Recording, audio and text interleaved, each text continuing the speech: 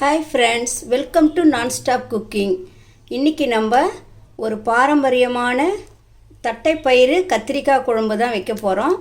இது நல்லா ஒரு ஹெல்த்தியான ஒரு குழம்பு. இது நம்ம சாப்பாட்டுக்கு இட்லி தோசைக்கு கூட நம்ம தொட்டு சாப்பிட்லாம். வாங்க இந்த குழம்பு எப்படி வைக்கலான்ட்டு பார்க்கலாம்.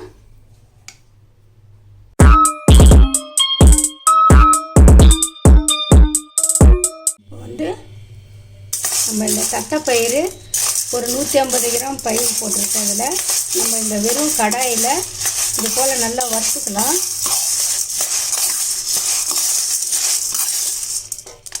இது நல்லா இது போல் வறுப்படணும்.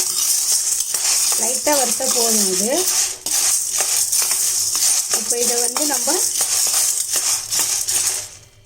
ஸ்டவ் ஆஃப் பண்ணிவிட்டு இதை நல்லா நம்ம தண்ணி ஊற்றி நல்லா ஒரு 2 முறை கழுவிட்டு குக்கரில் ஒரு 4-5 விசில் விட்டு நல்லா வேக வச்சுக்கலாம். இதை இப்போ இந்த காராமணியை நம்ம நல்லா கழுவிட்டோம். கழுவி குக்கரில் போட்டிருக்கேன். இதில் ஒரு அரை டீஸ்பூன் சால்ட்டு போட்டுட்டு இதில் நல்லா தண்ணி மூழ்கிற அளவுக்கு நல்லா ஊற்றிடலாம். இது ஒரு 5 விசில் விட்டு நல்லா வேக வச்சு எடுத்துக்கலாம். இப்போது இந்த காராமணி நம்ம நல்லா வறுத்து கழுவிட்டு குக்கரில் 5 விசில் விட்டு எடுத்துருக்கேன். பாருங்கள், நல்லா வெந்திருக்கு. இப்போ நம்ம ஒரு மசாலா பொருள் நம்ம வறுத்துக்கலாம். ஒரு கடாய் வச்சுட்டு இதில் கொஞ்சம் எண்ணெய் விட்டுக்கலாம்.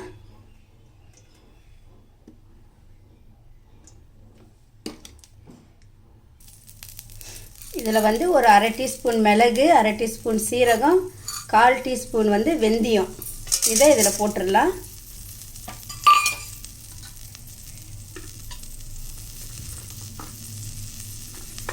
இதில் ஒரு 7-8 பல்லு பூண்டு,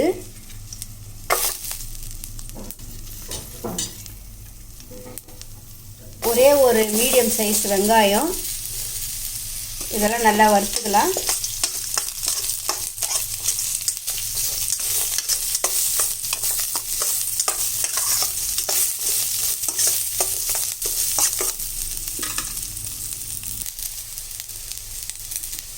இப்போ இதில் கருவேப்பிலை,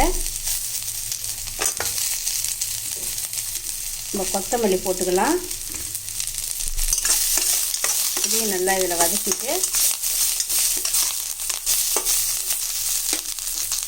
இதில் நம்ம ஒரு சின்ன சைஸ் தேங்காயில் அரை மூடி தேங்காய் எடுத்து வச்சுருக்கேன். அதையும் இதில் போட்டுடலாம். போட்டுட்டு இதையும் நல்லா வதக்கிடலாம்.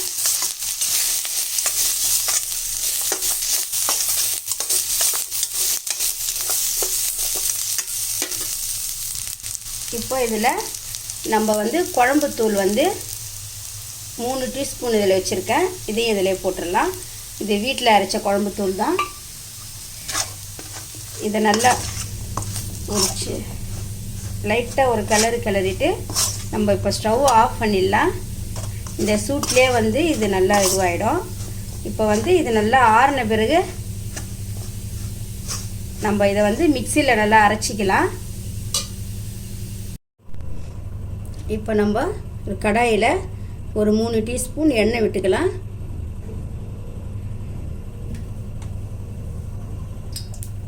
இப்போ எண்ணெய் காஞ்சிச்சு. கடுகு உளுத்தம் பருப்பு போட்டுக்கலாம். கடுகு நல்லா பொரியட்டும். இதில்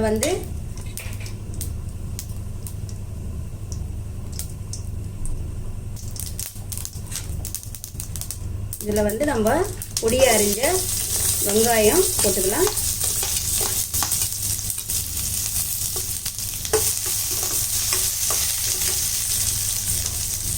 இதில் பூண்டு ஒரு 7-8 பல்லு பூண்டு போட்டுக்கலாம். இது நல்லா வதங்கட்டும்.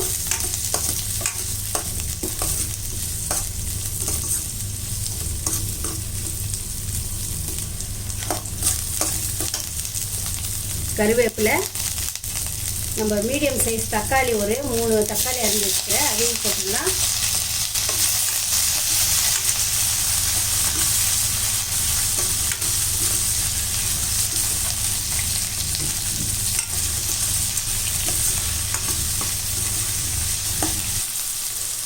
இப்போ இந்த பூண்டு, வெங்காயம், தக்காளி இதெல்லாம் நல்லா வதங்கிடுச்சு.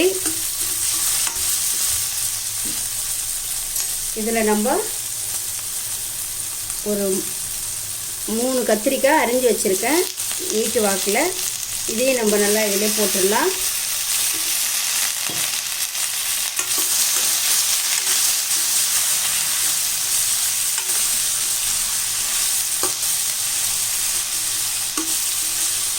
இந்த கத்திரிக்காயும் இதில் நல்லா வதங்கணும். இப்போ இந்த கத்திரிக்காய் நல்லா வதங்கியாச்சு. இதில் வந்து நம்ம இந்த மிக்ஸி ஜாரில் இந்த தேங்காய், வெங்காயம், பூண்டு இதெல்லாம் நம்ம வதக்க ஒரு விழுது அரைச்சோம் இல்லைங்களா, அதை வந்து இதிலே போட்டுக்கலாம்.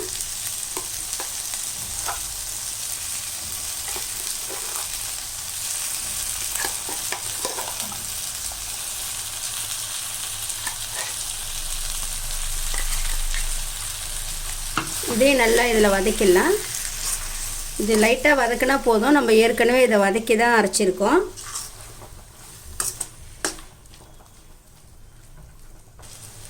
இப்போ இதில் நம்ம இந்த காராமணி, வேக வச்ச காராமணி இதிலே போட்டுடலாம்.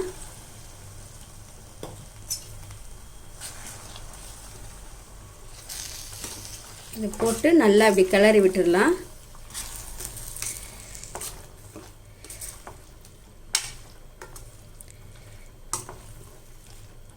இதை நல்லா இப்படி கிளறிட்டு இது நம்ம இந்த மிக்ஸி ஜாரில் அரைச்ச இதில் கொஞ்சம் தண்ணி விட்டு கழுவி இருக்கிறோம். இதையும் இதிலே ஊற்றிடலாம். ஊற்றிட்டு இன்னும் கொஞ்சம் தண்ணி விட்டுக்கலாம்.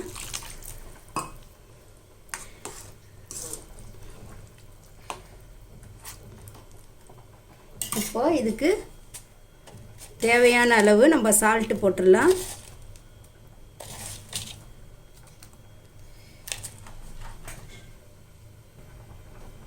இப்போ கொஞ்சம் மஞ்சள் பொடி போட்டுடலாம். போட்டு இதை நல்லா கிளறி விட்டுட்டு இப்போ இந்த கத்திரிக்காய் வந்து கொஞ்சம் நல்லா வேகணும். இது வெந்ததுக்கப்புறம் நம்ம இதில் புளி ஊற்றி இறக்கணும். இப்போ இந்த கத்திரிக்காய் நல்லா வேகட்டும். இப்போ வந்து இந்த கத்திரிக்காயெலாம் நல்லா வெந்துடுச்சு பாருங்கள். இப்போ நம்ம வந்து ஒரு எலுமிச்சம்பழ அளவு புளி ஊற வச்சு அதை நல்லா கரைச்சி வச்சுருக்கேன். அதை வந்து இதில் ஊற்றிடலாம். ஊற்றிட்டு இதை நல்லா கலக்கி விட்டுடலாம். கத்திரிக்காய் வெந்ததுக்கப்புறம் தான் நம்ம இந்த புளி ஊற்றணும். இப்போ வந்து இது நல்லா ஒரு 2-3 கொதி வரட்டும். இப்போ இந்த தட்டைப்பயிறு கத்திரிக்காய் குழம்பு ரெடி ஆகிடுச்சு. நம்ம புளி ஊற்றணும் இல்லைங்களா அதில், இது நல்லா 2-3 கொதி வந்து ரெடி ஆகிடுச்சு. இது நல்லா சாப்பிட்றதுக்கு ரொம்ப அருமையான ஒரு டேஸ்ட்டில் இருக்கும். பாருங்கள், பார்க்கும்போதே எப்படி நல்லா அழகாக இருக்குது. இந்த குழம்பு வந்து நீங்களும் செஞ்சு பாருங்கள். செஞ்சு பார்த்துட்டு இது எப்படி இருக்குன்ட்டு சொல்லுங்கள். இந்த வீடியோ உங்களுக்கு பிடிச்சிருந்தா லைக் பண்ணுங்கள், ஷேர் பண்ணுங்கள், கமெண்ட் பண்ணுங்கள், சப்ஸ்கிரைப் பண்ணுங்கள்.